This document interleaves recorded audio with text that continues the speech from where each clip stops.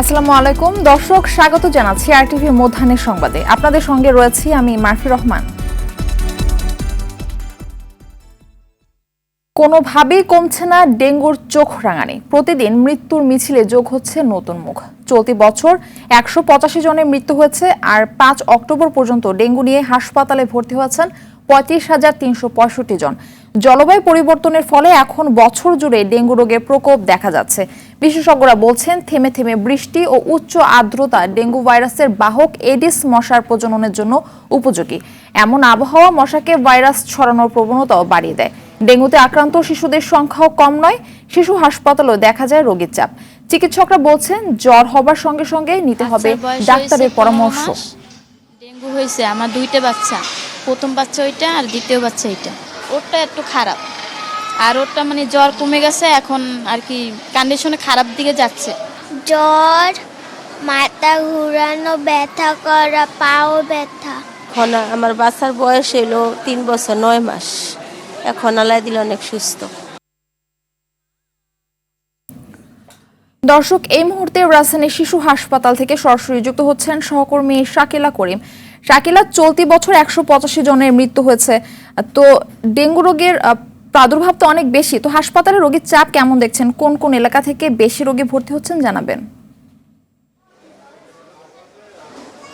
মাফি, আপনি যেমনটি জানতে চাচ্ছিলেন, আসলে এই হাসপাতালে কিন্তু রোগী যারাই আসছে তাদেরকে কিন্তু প্রপারলি ট্রিটমেন্ট দেওয়া হচ্ছে। আমি কয়েকজন চিকিৎসকের সঙ্গে কথা বললাম যারা ডেঙ্গু বিশেষায়িত ওয়ার্ডের সঙ্গে সংশ্লিষ্ট এবং যারা ডেঙ্গু বিশেষায়িত ওয়ার্ডে সেবা প্রদান করছেন, তারা কিন্তু বলছেন যে রোগীদেরকে সেবার আসলে কোনো ত্রুটি রাখা হচ্ছে না।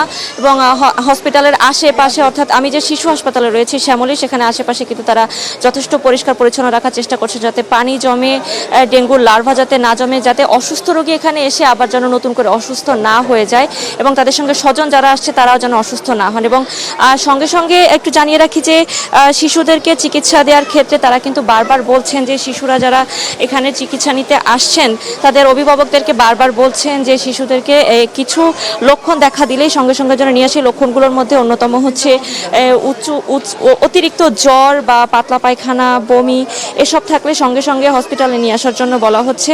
এবং বাচ্চা কিন্তু অনেক সময় পেট ব্যথার কথাও বলতে পারছে না, তবে কান্না করলে সঙ্গে সঙ্গে যেন গায়ে জ্বর থাকলে সঙ্গে সঙ্গে যেন নিয়ে আসা হয়। এবং আপনি যেমনটি বলছিলেন, আপনাকে একটু জানিয়ে রাখি যে চলতি বছর এখন পর্যন্ত ডেঙ্গুতে কিন্তু 182 জনের মৃত্যু হয়েছে, এবং স্বাস্থ্য অধিদপ্তরের হেলথ ইমার্জেন্সি অপারেশন সেন্ট্রাল ও কন্ট্রোল রুম থেকে কিন্তু এই তথ্য জানানো হয়েছে। এবং এই যে মৃত্যু, এটি কিন্তু ডেঙ্গুতে 1 বছরের তৃতীয় সর্বোচ্চ মৃত্যু এখন পর্যন্ত।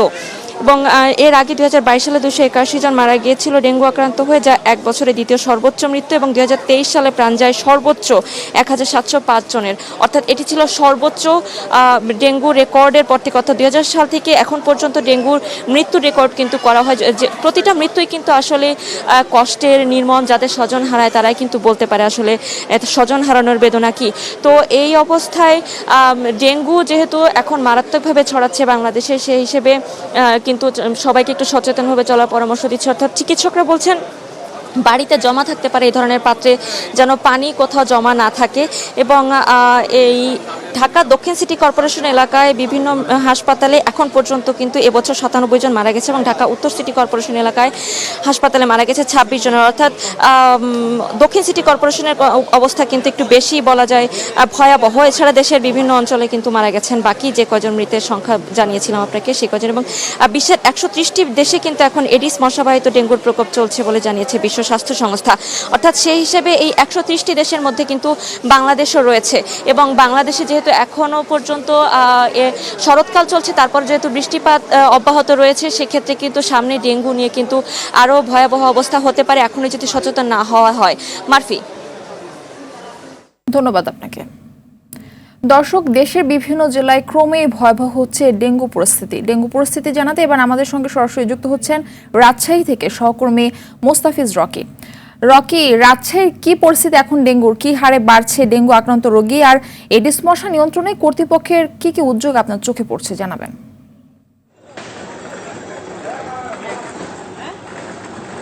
গেল 2 সপ্তাহ ধরে কিন্তু আমরা দেখেছিলাম যে ডেঙ্গুর যে পরিস্থিতি সেটি উঠানামা করলেও গত কয়েকদিন ধরে দেখছি কিন্তু রাজশাহীতে ডেঙ্গু কিন্তু বাড়ছে, ডেঙ্গু আক্রান্ত রোগীর সংখ্যা বাড়ছে এবং গত 24 ঘন্টায় রাজশাহী মেডিকেল কলেজ হাসপাতালে যে তথ্যটি আমাদের কাছে রয়েছে এখন পর্যন্ত 6 জন গত 24 ঘন্টায় ভর্তি হয়েছে এবং এই নিয়ে মোট এখন রয়েছে 44-এ এবং এই যে চলতি মৌসুমে এখন পর্যন্ত 286 জন রোগী কিন্তু ডেঙ্গু আক্রান্ত হয়ে চিকিৎসা সেবা নিয়েছেন এবং তার মধ্যে কিন্তু আমরা দেখেছি যে 239 জন সুস্থ হয়ে বাড়িতে ফিরেছেন এবং একটি উদ্বেগজনক বিষয় হচ্ছে যে 179 জন রাজশাহীর স্থানীয় বাসিন্দা তারা কিন্তু বিভিন্ন সময় ডেঙ্গু আক্রান্ত হয়ে কিন্তু এই হাসপাতালে চিকিৎসা সেবা নিয়েছেন এবং এরই মধ্যে হাসপাতাল কর্তৃপক্ষ দেখছে যে আসলে ডেঙ্গু পরিস্থিতি ক্রমান্বয়ে কিন্তু আসলে অবনতির দিকে যাচ্ছে এবং ঊর্ধ্বমুখীর দিকে যাচ্ছে। সেই কারণে কিন্তু এরই মধ্যে রাজশাহী মেডিকেল কলেজ হাসপাতালে একটি ডেঙ্গু ডেডিকেটেড ওয়ার্ড খোলা হয়েছে 50 শয্যা। আর এরই মধ্যে কিন্তু আমরা দেখেছি যে হাসপাতাল কর্তৃপক্ষের পক্ষ থেকে চিকিৎসকদের একটি বিশেষজ্ঞ টিমও কিন্তু গঠন করা হয়েছে যারা আসলে সার্বক্ষণিক ডেঙ্গু আক্রান্ত রোগীদের কিন্তু চিকিৎসা সেবা দিয়ে যাচ্ছেন এবং সাধারণ রোগীদের মধ্যে এক ধরনের যে আতঙ্ক সেটি আসলে বিরাজ করছে কারণ গত 20 দিনে কিন্তু আমরা দেখেছি যে 3 জন ডেঙ্গু আক্রান্ত রোগী কিন্তু আসলে মৃত্যুবরণ করেছেন এবং তাদের প্রত্যেকের বয়সে কিন্তু 18 থেকে 20-এর মধ্যে রয়েছে। ফলে ডেঙ্গুর যে ভয়াবহতা সেটি কিন্তু আসলে দেখা দিয়েছে এবং চিকিৎসকরা বলছে যে যারা আসলে এখানে আসছেন বিশেষ করে হাসপাতালে তারা কিন্তু আসলে শক সিনড্রোম নিয়ে কিন্তু আসছেন, সেটি আসলে ডেঙ্গুর যে ভয়াবহতা আসলে রূপ। আর তেমনভাবে আসলে আমরা দেখতে পাচ্ছি যে স্থানীয় প্রশাসন বা স্বাস্থ্য অধিদপ্তর পক্ষ থেকে কিন্তু যে ডেঙ্গু নিয়ন্ত্রণে যে সমস্ত উদ্যোগ নেওয়ার কথাগুলো রয়েছে সেগুলো কিন্তু আমাদের আসলে দৃশ্যমান তেমনভাবে চোখে পড়ছে না এবং বিশেষ করে রাজশাহী সিটি কর্পোরেশন, জেলা প্রশাসন এবং উপজেলা প্রশাসনের পক্ষ থেকেও কিন্তু দৃশ্যমান যে কর্মসূচিগুলো আমরা দেখতাম যে ডেঙ্গু প্রতিরোধে সেগুলো আসলে তেমনভাবে আসলে কার্যকরী কোনো কিছু আসলে আমাদের চোখে পড়ছে না। তো মারফি, এই ছিল আমার কাছে রাজশাহী মেডিকেল কলেজ হাসপাতালে ডেঙ্গুর সর্বশেষ পরিস্থিতি। রকি, ধন্যবাদ আপনাকে। রাজধানীর সদরঘাট থেকে পরিকল্পিতভাবে অপহরণ করা হয় প্রথম শ্রেণীর শিক্ষার্থী আব্দুল্লাহ আল নূর তুষারকে। পরে যৌথ অভিযানে পিরোজপুর জেলার মঠবাড়িয়া থেকে উদ্ধার করেছে র্যাব। এ বিষয়ে কাউরান বাজার র্যাবের মিডিয়া সেন্টারে ব্রিফিং করছে র্যাব আইন গণমাধ্যম শাখার পরিচালক। সরাসরি আমরা সেখানে চলে যাচ্ছি। বিভিন্ন ধরনের দেনা রয়েছে এবং আমরা বিস্তারিত অনুসন্ধানে আমরা আরও জানতে পারি যে এই অপরাধমূলক কর্মকাণ্ডে বাদলের সাথে তার স্ত্রীও তাকে সহায়তা করেন এবং যখন এই আব্দুল্লাহ নূর তুষারকে তাকে মূলত এই সদরঘাট থেকে তাকে নেওয়ার সাথে সাথে তাকে একটি বাসে করে তাকে মঠবাড়িয়াতে নিয়ে যাওয়া হয় এবং তাকে একটি ঘরে আটকে রাখা হয় এবং এই আব্দুল্লাহ নূর তুষার অত্যন্ত ছোট বয়স, তার সাথে কথা বলে আমরা জানতে পেরেছি তাকে ঘুমের ওষুধ খাওয়ানো হয় এবং তাকে জোরপূর্বক মারধর করে। তার স্ত্রীও তাকে এতে সহায়তা করেন আর যে অপহরণকারী বাদল হাওলাদার তিনি এবং তার স্ত্রী তাকে মারধর করে এবং জোরপূর্বক তাকে এই ঘুমের ওষুধগুলো খাওয়ায় তাকে জোর করে ঘুম পড়িয়ে রাখা হতো এবং সে যদি খেতে না চাতো তখন তাকে তার উপর মারধর করা হতো। পরবর্তীতে আমাদের র্যাব 2 এবং র্যাব 8-এর দুটি অভিযানিক দল যৌথভাবে আমরা মঠবাড়িয়াতে অপারেশন করি এবং তাদের যে স্থানে তাদেরকে আটকে রাখা হয়েছিল সেই স্থান থেকে আমরা তাদেরকে উদ্ধার করতে সক্ষম হই এবং সেখানে আমরা দেখতে পাই এবং আশেপাশে এলাকা থেকে জানতে পারি যে তিনি আরও অনেক ধরনের অপরাধমূলক কর্মকাণ্ডে জড়িত এখানে এবং তার মূলত মানুষকে ঠকিয়ে বা মানুষের সাথে প্রতারণা করে অর্থ নেওয়াই হচ্ছে তার একটা অন্যতম ব্যবসা হিসেবে তিনি এটাকে এই অর্থগুলি আদায় করেন। এবং এতক্ষণ দেখছিলেন র্যাবের ব্রিফিংয়ের অংশবিশেষ। ভারী বৃষ্টি ও ভারত থেকে নেমে আসা পাহাড়ি ঢলের কারণে শেরপুরে বন্যা পরিস্থিতির অবনতি হয়েছে। উজানে পানি কিছুটা কমলেও ভাটি এলাকায় নতুন করে অন্তত 40টি গ্রাম ও জেলার শ্রীবর্দী, ঝিনাইগাতি, নালিতাবাড়ি উপজেলার 15টি ইউনিয়নের শতাধিক গ্রাম প্লাবিত হয়েছে। এসব এলাকায় পানিবন্দী আছে প্রায় 50,000 মানুষ। বন্যার পানিতে তলিয়ে গেছে 1000-এর বেশি পুকুর ও মাছের ঘের। শেরপুর পানি উন্নয়ন বোর্ড জানায় নালিতাবাড়ির চেল্লাখালী, ভোগাই নদী এবং ঝিনাইগাতির মহাশ্রী, শ্রীবর্দী, সোমেশ্বরী নদীর পানি কমলেও সদর উপজেলার মৃগী ও পুরাতন ব্রহ্মপুত্র নদের পানি বৃদ্ধি পেয়েছে। অন্যদিকে পাহাড়ি ঢলের কারণে ময়মনসিংহের হালুয়াঘাট, ধোবাউড়া উপজেলার 19টি ইউনিয়নের মানুষ পানিবন্দী রয়েছে। হালুয়াঘাট সীমান্তে পাহাড়ি ঢলে শেয়াওয়াল, ভুগাই, মেনং ও বোরাঘাট নদীর বিভিন্ন অংশে পাড় ভেঙে প্লাবিত হয়েছে 12টি ইউনিয়নের মানুষের বাড়িঘর, ফসলি জমিসহ মৎস্য খামার। দর্শক, বন্যা পরিস্থিতি জানাতে আমাদের সঙ্গে ময়মনসিংহ থেকে সরাসরি যুক্ত হচ্ছেন সহকর্মী মোজাম্মেল খোকন। মোজাম্মেল, শেরপুরে তো বন্যার পরিস্থিতি দিনকে দিন ভয়াবহ হচ্ছে, তো বন্যায় কতটি এলাকা প্লাবিত হয়েছে ময়মনসিংহে, বিস্তারিত জানাবেন। মারফি, আপনি জানেন যে গত 3 দিনের যে পাহাড়ি ঢল, বিশেষ করে হালুয়াঘাট এবং ধোবাউড়া উপজেলার যে এই যে ময়মনসিংহ জেলার যে সীমান্তবর্তী দুটি উপজেলা, এই দুটি উপজেলায় কিন্তু গত 3 দিনের কিন্তু এই যে পাহাড়ি ঢল এবং উজান থেকে নেমে আসা পানির কারণে কিন্তু এই ময়মনসিংহের এই দুটি উপজেলার মানুষ কিন্তু চরম দুর্ভোগে রয়েছে। অর্থাৎ তারা কিন্তু এখন পরিবার পরিজন নিয়ে কিন্তু নিরাপদ আশ্রয়ের খোঁজে তারা যাচ্ছে। আমরা যদি দেখাই যে আপনি দেখতে পাচ্ছেন আমি যে জায়গাটিতে দাঁড়িয়ে রয়েছি, এই জায়গাটি হচ্ছে ধোবাউড়া উপজেলার কান্দালিয়া গ্রাম। এই গ্রামে কিন্তু আমি এখন দাঁড়িয়ে রয়েছি। আপনি দেখতে পাচ্ছেন যে আমার এই পাশে যে গ্রামের যে ঘরগুলো রয়েছে সেই ঘরগুলো কিন্তু পানির নিচে কিন্তু নিমজ্জিত, অর্থাৎ পানির নিচে তারা রয়েছে। তাদের ঘরে যে থাকার মতো কিন্তু সেই জায়গাটিও কিন্তু এখানে নেই। তো আমরা গত কয়েকদিনের এই ভয়াবহ যে বন্যাটি, এই বন্যাটি সম্পর্কে এলাকার বিভিন্ন জায়গায় গিয়েছি এবং সাধারণ মানুষের সঙ্গে আমরা কথা বলেছি। তারা যেমনটি বলছেন যে 1988 সালে যে বন্যাটি হয়েছিল সেই বন্যাটির চেয়ে কিন্তু এবার তারা এই বন্যাটি ভয়াবহ তারা বলছেন। অর্থাৎ এই 50 বছরের মধ্যে কিন্তু এরকম বন্যা তারা দেখেনি। এদিকে কিন্তু এই বন্যার কারণে কিন্তু অনেক হাজার হাজার হেক্টর জমির ফসল কিন্তু নষ্ট হয়েছে এবং মৎস্যজীবীদের কিন্তু মাছগুলো কিন্তু বিভিন্নভাবে কিন্তু বন্যার পানিতে কিন্তু চলে গিয়েছে। সার্বিক বিষয়ে যদি বলি, এখন পর্যন্ত এই এলাকার মানুষজন যেমনটি বলছেন যে বন্যা কবলিত এলাকায় সরকারি পক্ষ থেকে এখন পর্যন্ত কোনো ত্রাণ না আসায় তারা কিন্তু মানবতার জীবনযাপন করছেন। তো এই ধন্যবাদ আপনাকে। এদিকে বঙ্গোপসাগরে সৃষ্ট লঘুচাপের প্রভাবে আগামী 24 ঘন্টায়ও বৃষ্টির আভাস দিয়েছে আবহাওয়া অধিদপ্তর। আজ সকাল 9টার পরবর্তী 24 ঘন্টায় দেশের 8 বিভাগে বৃষ্টির পূর্বাভাস দিয়েছে আবহাওয়া অধিদপ্তর। আবহাওয়ার বিজ্ঞপ্তিতে বলা হয়, ময়মনসিংহ ও সিলেট বিভাগের অধিকাংশ জায়গায়, রাজশাহী, ঢাকা ও চট্টগ্রাম বিভাগের অনেক জায়গায় এবং রংপুর, খুলনা ও বরিশাল বিভাগের কিছু কিছু জায়গায় অস্থায়ীভাবে দমকা হাওয়া সহ হালকা থেকে মাঝারি ধরনের বৃষ্টি বা বজ্রসহ বৃষ্টি হতে পারে।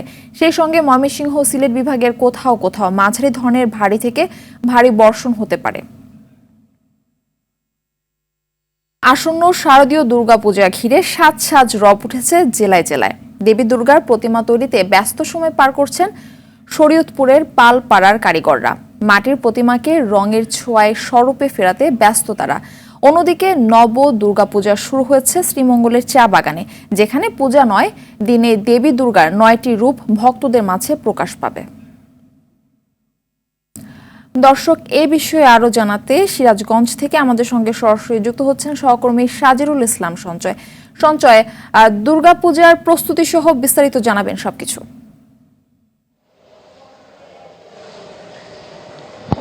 মারফি, আপনি যেমনটি বলছিলেন, আর দুদিন পরেই কিন্তু শুরু হতে যাচ্ছে সনাতন ধর্মাবলম্বীদের সবচেয়ে বড় ধর্মীয় উৎসব দুর্গাপূজা।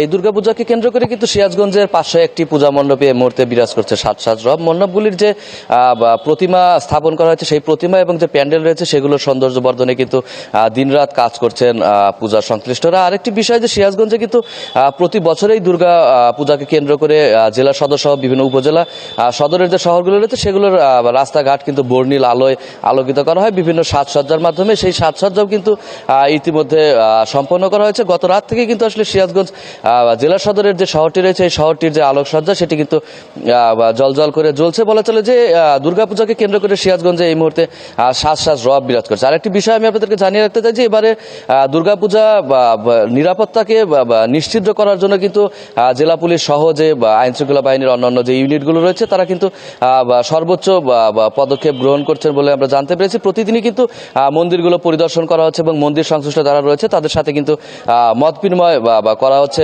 প্রশাসনের পক্ষ থেকে, পাশাপাশি বিভিন্ন রাজনৈতিক দলগুলোর পক্ষ থেকে। তো আসলে এক কথায় বলা চলে যে পূজাকে কেন্দ্র করে সিরাজগঞ্জে এই মুহূর্তে একটি সাজ রব বিরাজ করছে। তো এই ছিল সিরাজগঞ্জ থেকে দুর্গাপূজা প্রস্তুতির সবশেষ খবর। ধন্যবাদ আপনাকে। এবার বাংলাদেশ ভারত টি-20 সিরিজ প্রসঙ্গ। 3 ম্যাচ সিরিজের প্রথম টি-20তে ভারতের বিপক্ষে আজ মাঠে নামছে বাংলাদেশ। গোয়ালিয়রে ম্যাচ শুরু সন্ধ্যা 7:30টায়। টেস্ট সিরিজ হারের পর ক্রিকেটের এই সংক্ষিপ্ত ফরম্যাটে ভালো কিছু করার সুযোগ দেখছেন বাংলাদেশের ক্রিকেটাররা। গোয়ালিয়রের উইকেট ও কন্ডিশন দেখে হবে প্রথম ম্যাচের একাদশ। দীর্ঘদিন পর সাকিব আল হাসানকে ছাড়াই ক্রিকেটের শর্টার ফরম্যাটে খেলতে নামবে বাংলাদেশের দল। সাকিবের ব্যাটিং পজিশনে এই ম্যাচে নামতে পারেন তৌহিদ হৃদয়। ম্যাচ পূর্ববর্তী সংবাদ সম্মেলনে তৌহিদ হৃদয় বলেন, কিছুটা লো বাউন্স ও স্লো উইকেটে খেলা হবার সম্ভাবনা বেশি।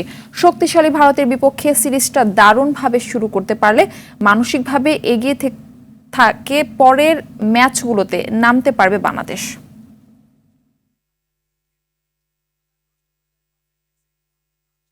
মধ্যাহ্নের সংবাদ এ পর্যন্তই। সবশেষ সংবাদ জানতে যে কোনো মোবাইল ফোন থেকে 2414 নম্বরে ডায়াল করুন। দুপুরের সংবাদ 2:45 দেখার আমন্ত্রণ রইল। ধন্যবাদ সবাইকে।